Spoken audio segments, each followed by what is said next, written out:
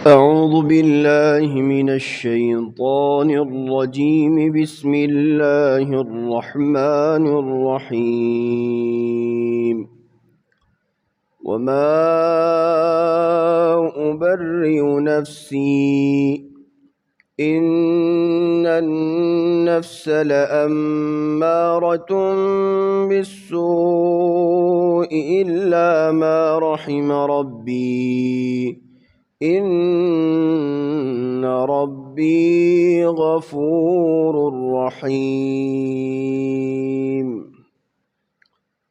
شروع کرتا ہوں میں اللہ کے نام سے جو بڑا مہربان نہایت رحم کرنے والا ہے۔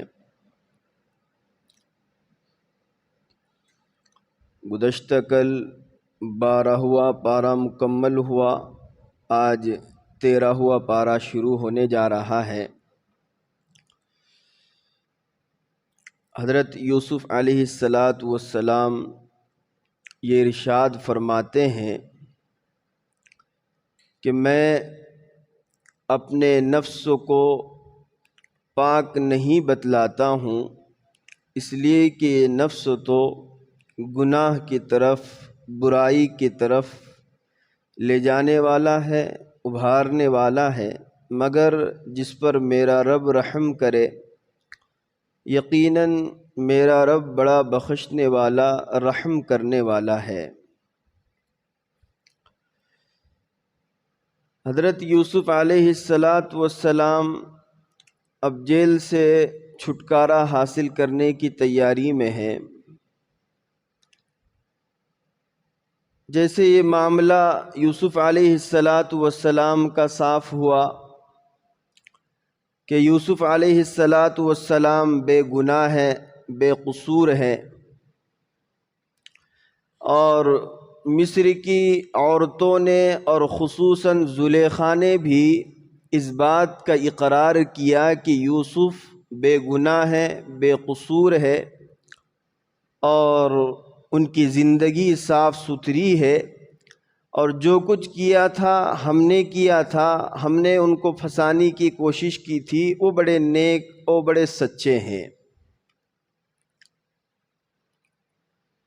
یوسف علیہ نبینا علیہ السلام کا جب یہ معاملہ صاف ہوا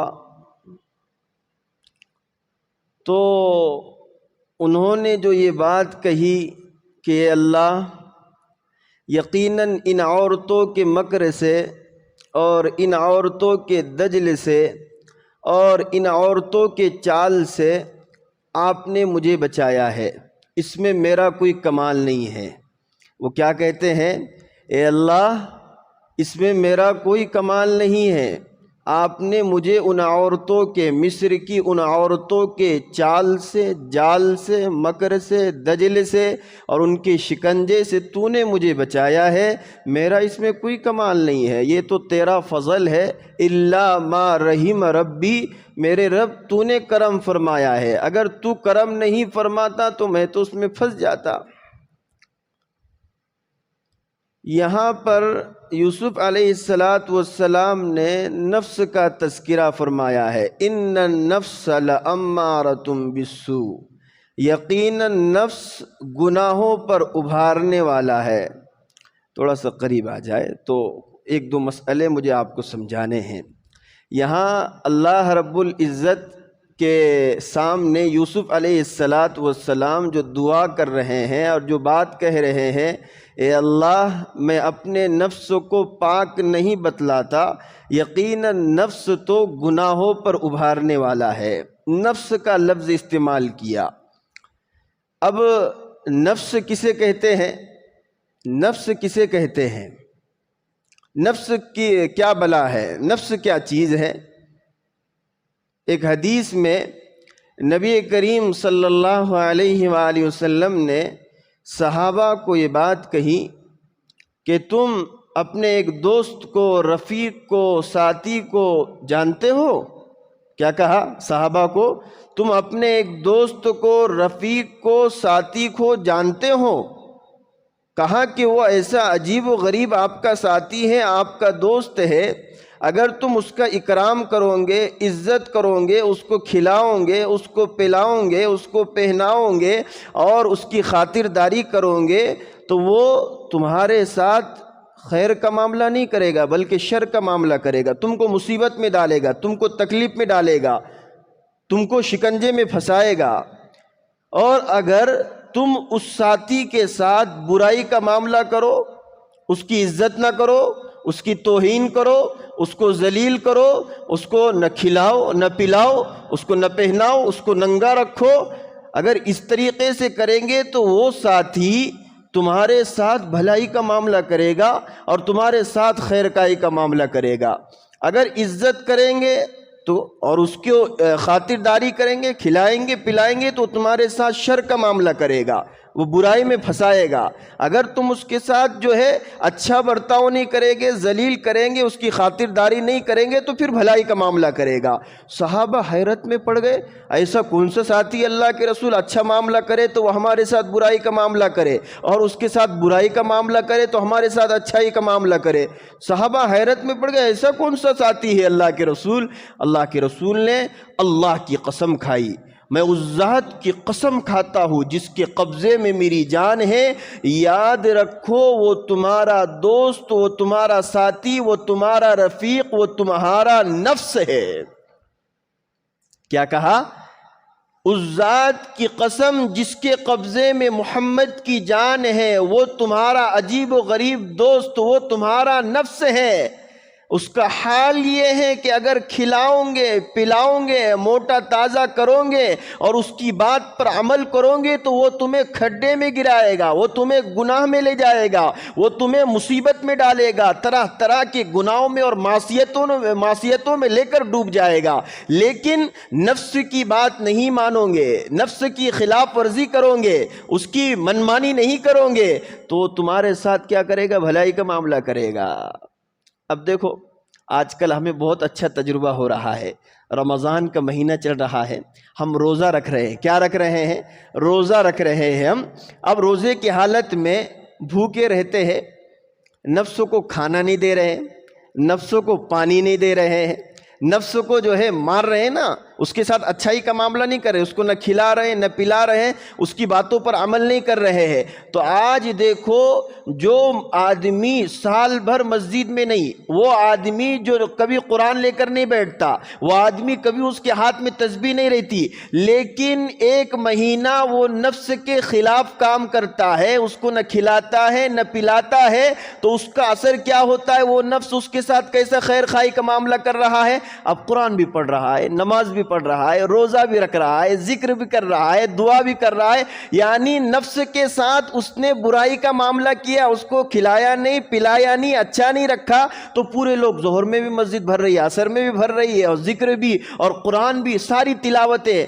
اب جیسے ہی رمضان ختم ہو جائے اور یہاں تک بھر کر انسان کھاتا ہے تو پھر گناہوں کی سوچتی ہے اس کو، پھر کہاں نماز، کہاں روزہ، کہاں ذکر، ختم۔ اب نفس کی بات مان رہا ہے تو اس کو جیسا کھانا ہے ویسا کھا رہا ہے، اس نے جیسا کہا پہننا ویسا پہن رہا ہے، وہ جیسی بات کرنا چاہ رہا ہے ویسا کر رہا ہے، تو اس کی مان کر چل رہا ہے تو کیا کر رہا ہے؟ اب دیکھو نا، نماز سے بھی دور، روزے سے دور، حتیٰ کہ ذکر سے دور، سارے اعمال سے دور ہو جاتا ہے انسان۔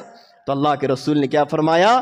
تمہارا عجیب و غریب دوست، اگر اس کے ساتھ اچھائی کا معاملہ کرو گے، اس کو کھلاؤ گے اور اس کو پلاؤ گے، وہ تمہیں کھڈے میں ڈالے گا، تکلیف میں ڈالے گا، مصیبت میں ڈالے گا۔ اگر تم اس کی خلاف ورزی کرو گے تو تمہارے ساتھ بھلائی کا معاملہ کرے گا۔ کہا اللہ کی قسم، اس ذات کی قسم جس کے قبضے میں محمد کی جان ہے، وہ تمہارا دوست، تمہارا نفس ہے۔ اب نفس کی بات آئی تو میں دو تین چیزیں آپ کے سامنے رکھتا ہوں، یہ بات آپ کو زندگی میں کام آئے گی۔ نفس، قرآن میں تین طرح کے نفس کو بیان کیا گیا ہے۔ ایک نفس تو یہاں پر ہے نفس امارہ۔ کیا نام ہے؟ نفس امارہ۔ نفس امارہ کا مطلب یہ ہوتا ہے جو گناہ کی دعوت دیتا ہے، گناہ کا پلان بناتا ہے۔ یعنی بہت سارے لوگ بولتے نہیں ہیں کیا، ارے میرے ذہن میں تو گناہ کے گندے گندے خیالات آتے ہیں، وساوس آتے ہیں، ارے دل چاہتا ہے یہ گناہ کرو، یہ گناہ کرو، یہ گناہ کرو، یہ گناہ کرو۔ یہ کون کہہ رہا ہے؟ اس کا نام ہے نفس امارہ، گناہوں پر ابھارنے والا، یہ نفس ہے۔ لیکن انسان اب جب اس نفس کی دعوت کو قبول نہیں کرتا ہے، یہ جو نفس امارہ گناہوں کی طرف بلا رہا ہے، طرح طرح کے گناہ کی دعوت دے رہا ہے، اور دل کے اندر یہ ہے کہ یہ گناہ کرو، یہ گناہ کرو، یہ گناہ کرو، لیکن انسان اس کی دعوت قبول نہیں کرتا ہے اور کیا کہتا ہے کہ میں گناہ نہیں کروں گا، نہیں کروں گا گناہ۔ میں کیا کہتا ہے؟ میں مضبوط اس کے سامنے کھڑا رہتا، میں گناہ نہیں کروں گا، انسان کہتا ہے نفس کے سامنے۔ تو وہ نفس اندر کا جو ہے وہ ملامت کہتا ہے، برا بھلا کہتا ہے، اور کہتا ہے ارے بھائی یہ تو گولڈن چانس ہے، بعد میں کہاں ملے گا، یہ وقت ہے، ابھی کر لو۔ ملامت کرتا ہے وہ نفس، اس کو برابر برا بھلا کہتا ہے۔ تو یہ نفس ہے نفس لوامہ۔ نفس لوامہ کا مطلب جو نفس ملامت کرتا ہے۔ قرآن پارہ نمبر 30 سورہ قیامہ آیت نمبر 2، وَلَا أُقْسِمُ بِالنَّفْسِ اللَّوَّامَةِ، کہ میں قسم کھاتا ہوں نفس لوامہ کی۔ نفس لوامہ کا مطلب پہلا نفس نفس امارہ جو گناہوں کا پلان بنا رہا، گناہوں پر ابھار رہا ہے، اور دوسرا نفس نفس لوامہ کہ انسان گناہ کی دعوت قبول نہیں کرتا اور کہتا ہے کہ میں گناہ نہیں کروں گا۔ تو وہ نفس اندر سے انسان کو برا بھلا کہتا ہے، یہ گولڈن چانس سے اچھا ہے کرنا، نہیں تو اندر سے گالی دیتا ہے، اس کو برا بھلا کہتا ہے۔ تو یہ جو اندر سے ملامت کرتا ہے، ملامت کرنے والا نفس، یہ دوسری قسم ہے، اس کا نام ہے نفس لوامہ۔ اب تیسری قسم ہے، یاد رکھو، اب یہاں پر انسان نے تو صرف کیا کہا؟ میں گناہ نہیں کروں گا۔ نفس لوامہ میں کیا کہا؟ میں گناہ نہیں کروں گا۔ اب تیسری قسم کے اندر انسان یہ کرتا ہے کہ نفس کسی بات کی دعوت دے رہا ہے، نفس گناہ کی بات کہہ رہا ہے، یہ گناہ کرنا ہے، یہ گناہ کرنا ہے، فلاں کام کرنا ہے، فلاں کام کر رہا ہے۔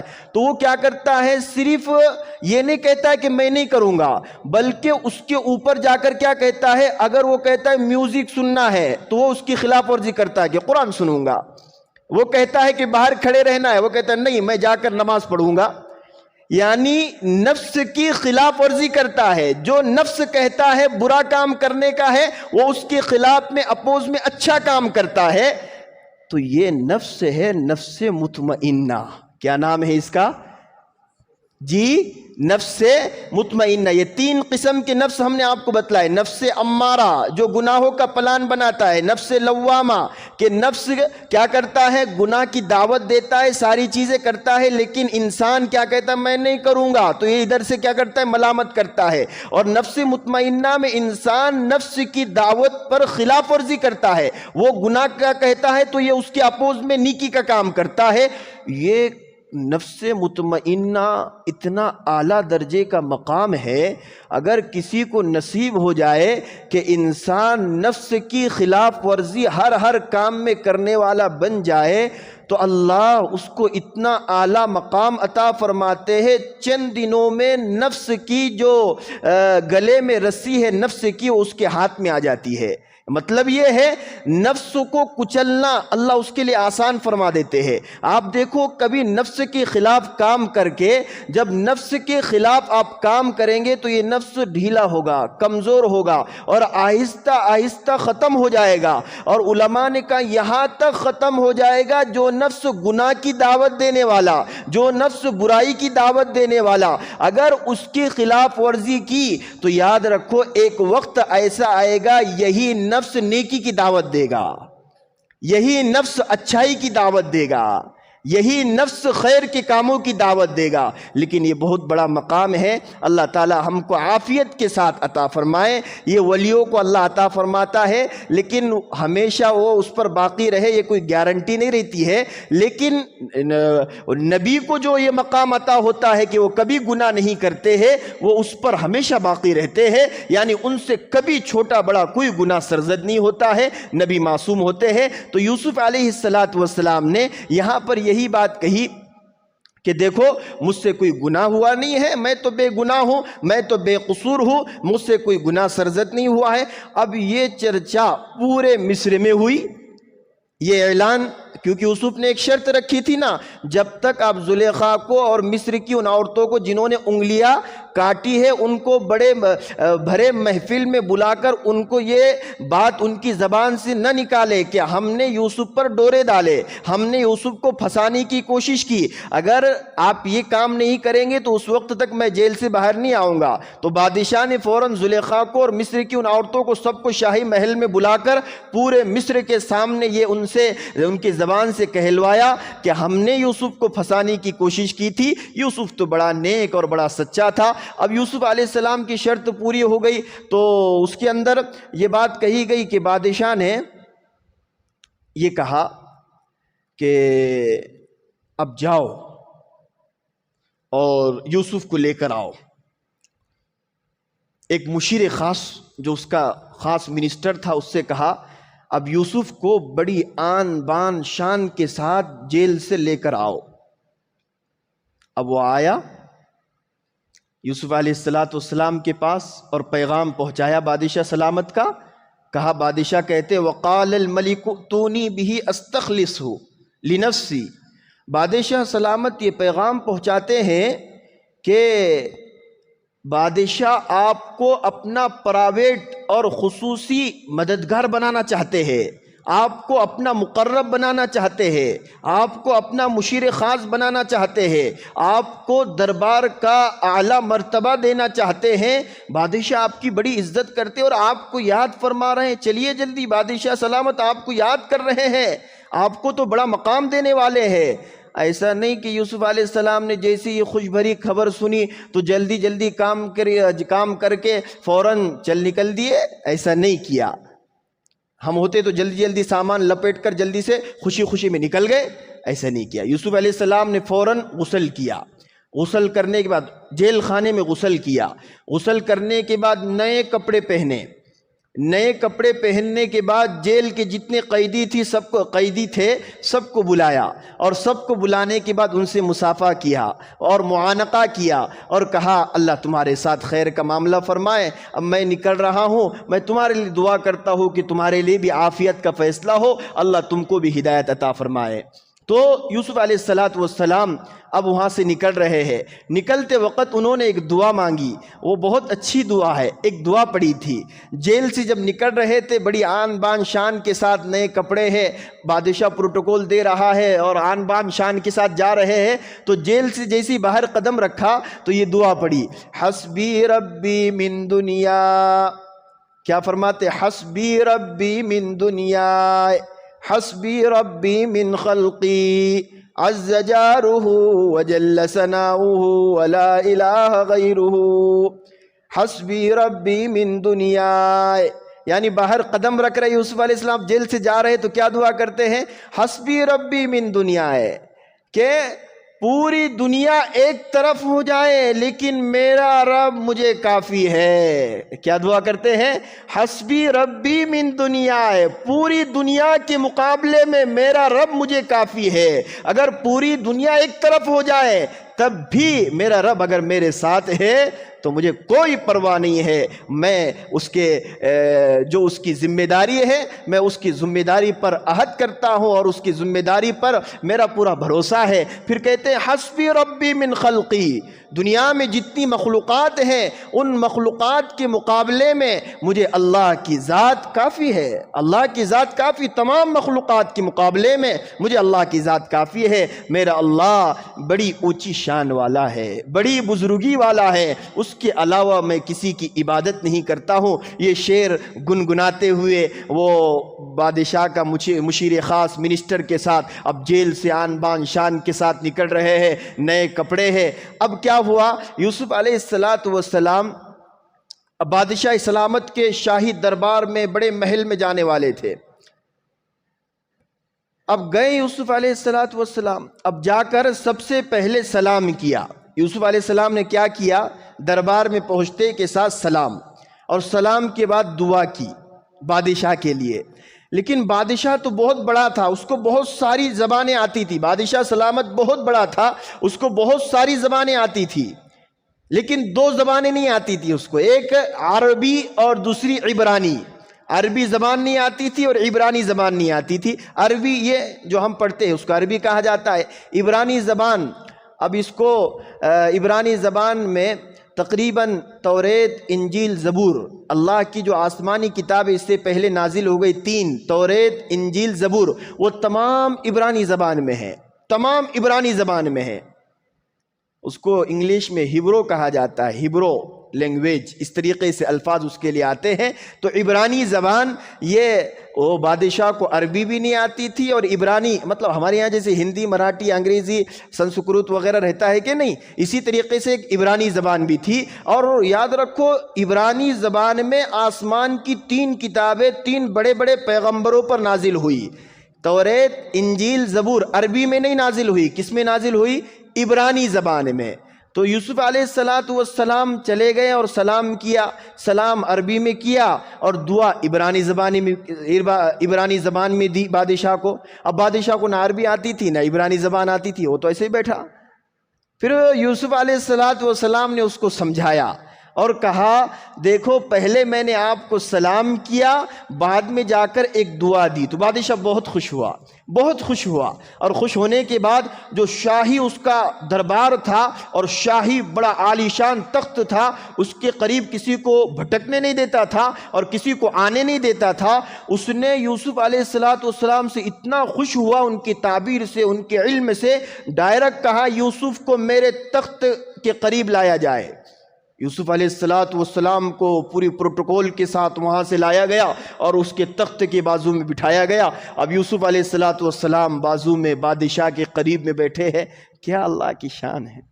میں سوچتا ہوں کیا اللہ کی غیبی شان ہے، کیا قدرت ہے. یوسف سوچ رہے تھے کیا اللہ کی شان ہے کہ میں کنویں میں گرا ہوا تھا، وہاں کوئی حفاظت کرنے والا نہیں تھا. ایک وقت یہ بھی آیا کہ مجھے بازار میں بیچا گیا. ایک وقت یہ بھی آیا کہ میں نوکر اور غلام بن کر رہا.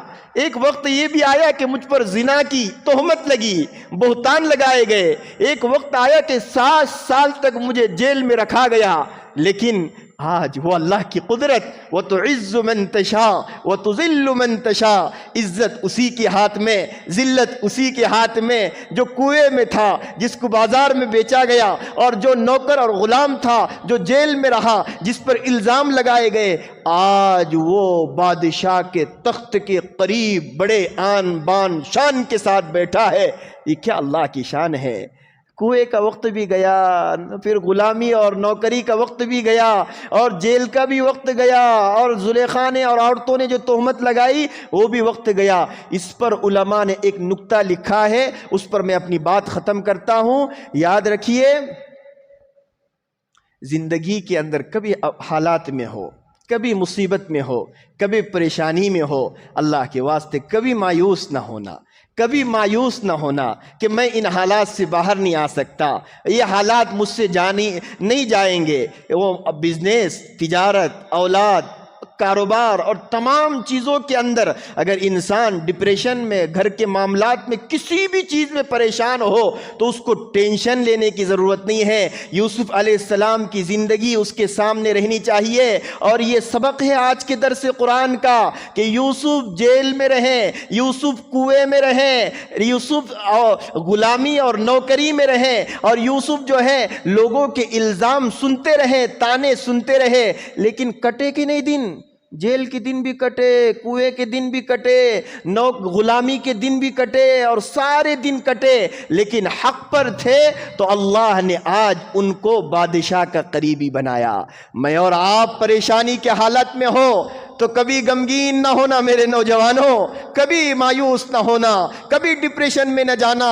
2 دن کے حالات میں، 4 دن کے حالات میں، ہو سکتا ہے 1 سال حالات ہو، 2 سال حالات ہو. یہاں یوسف 7 سال جیل میں رہ رہے ہیں، یہ حالات ہوگے، لیکن اس کے بعد اگر اللہ پر یقین کامل ہے، اللہ کی ذات پر یقین ہے کہ وہ نکالنے والا ہے، اور اللہ کی ذات سے مایوسی نہیں ہے، اللہ کی قسم کھا کر کہتا ہوں وہ انسان کو جیسے یوسف کو اللہ نے عزت بخشی، یہ نوجوان کو بھی اللہ عزت بخشے گا. ان مع العسر یسرا، کہ ہر تنگی کے ساتھ اللہ نے آسانی رکھی ہے، ہر تنگی کے بعد آسانی ہے، لیکن تنگی میں لوگ ڈپریشن میں جاتے ہیں، اتنا ڈپریشن میں جاتے ہیں کہ وہ سمجھتے اب راستہ بند ہے، اب راستہ بند ہے، وہیں پر اسٹاپ کر دیتے ہیں زندگی کو، اور پھر کوئی اور قدم اٹھا کر کہتے ہیں زندگی سے ہار گیا، مر کر بھی سکون نہ ملا تو کہاں جائیں گے، مر کر بھی سکون نہ ملا تو کہاں جائیں گے۔ انسان چاہتا ہے کہ ختم ہو جائے، لیکن سکون نہیں ملے گا، یہ چھوٹی مصیبت ہے، اگر اس طریقے کی موت آئی تو قبر میں تو اس سے بڑی مصیبت آ جائے گی، اس لیے کبھی ٹینشن ہوتا ہے، چلتا ہے۔ یوسف نے کچھ نہیں کیا، حالانکہ وہ ڈپریشن میں جانا چاہیے، کنویں کے اندر، ارے اکیلا چھوٹا بچہ، جیل میں 7 سال، ارے نوکری اور غلامی، کچھ نہیں۔ انہوں نے کہا اللہ میرا بہت بڑا ہے، سب کام بنانے والا ہے۔ یہ آج کی درس سے قرآن کا خلاصہ ہے، پھر آئندہ کل انشاءاللہ جو آگے کا واقعہ ہے وہ آپ کے سامنے بیان کیا جائے گا۔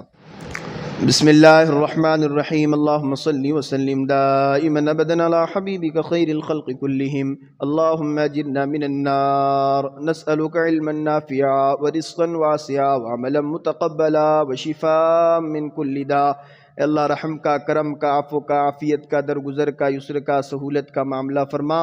اللہ بڑے گنہگار ہیں، بڑے خطا کار ہیں، بہت کم دن بچے ہیں رحمتوں کے، برکتوں کے لوٹنے کے۔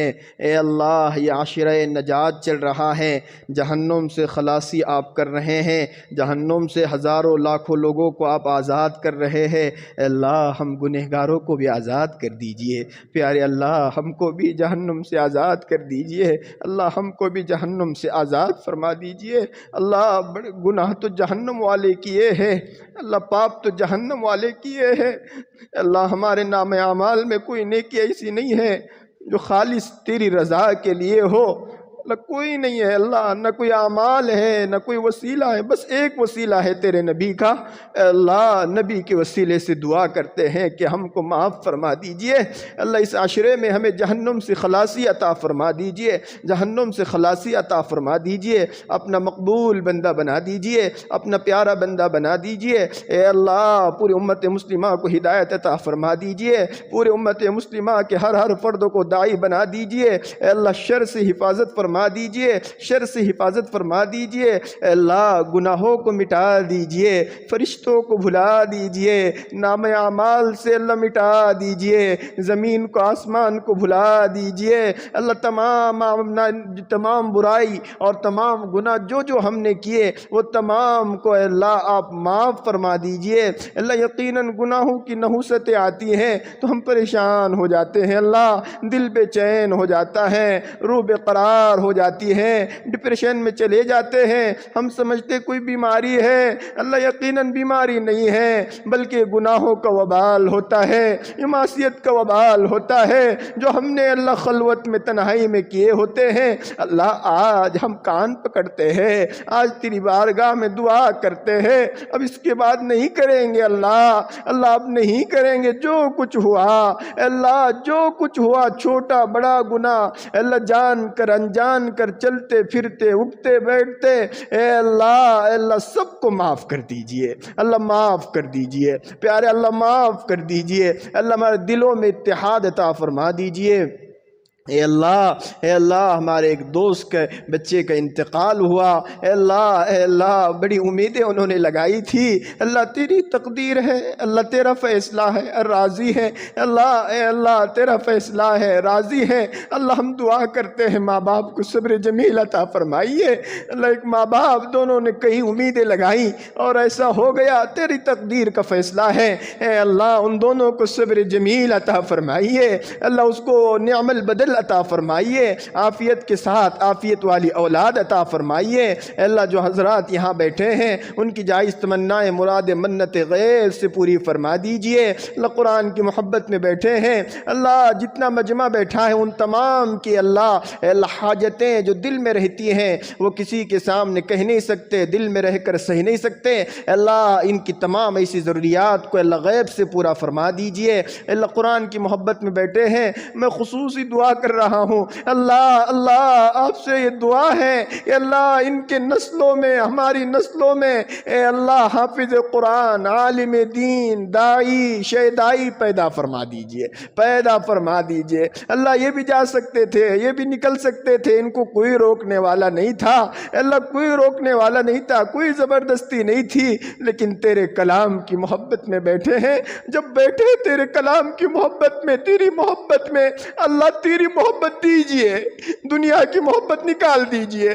اللہ یقیناً یہ مجمع اخلاص کے ساتھ بیٹھا ہے، اخلاص کے ساتھ، اس کی اللہ نشانی یہ ہے کہ یہ گئے نہیں، ان کو کوئی روکنے والا نہیں تھا، لیکن بیٹھے ہیں تیری محبت میں۔ اللہ شروع دن سے بیٹھے ہیں، اللہ اپنی محبت عطا فرمائیے، اپنے رسول کی محبت عطا فرمائیے، اللہ موت تک دین پر جمائیے، اے اللہ 5 وقت نماز پڑھنے کی توفیق مرحمت فرمائیے، اے اللہ اچانک کی موت سے حفاظت فرمائیے، اللہ برے دن سے، بری رات سے، برے انجام سے حفاظت فرمائیے، اچانک والی خبر سے حفاظت فرمائیے، اللہ دشمن کے اچانک آ کر قتل کرنے سے حفاظت فرمائیے، دشمن کے اچانک آ کر ہماری بہن اور ہماری بہنوں کی عصمتوں کی حفاظت فرمائیے، عفت و پاک دامنی عطا فرمائیے، پورے ملک میں امن شانتی عطا فرمائیے، اے اللہ جو مانگا وہ بھی عطا فرمائیے۔ ہماری دعا کو نبی اکرم صلی اللہ علیہ وسلم کے صدقے طفیل میں قبول منظور فرمائیے، برحمتک یا ارحم الراحمین، الحمدللہ۔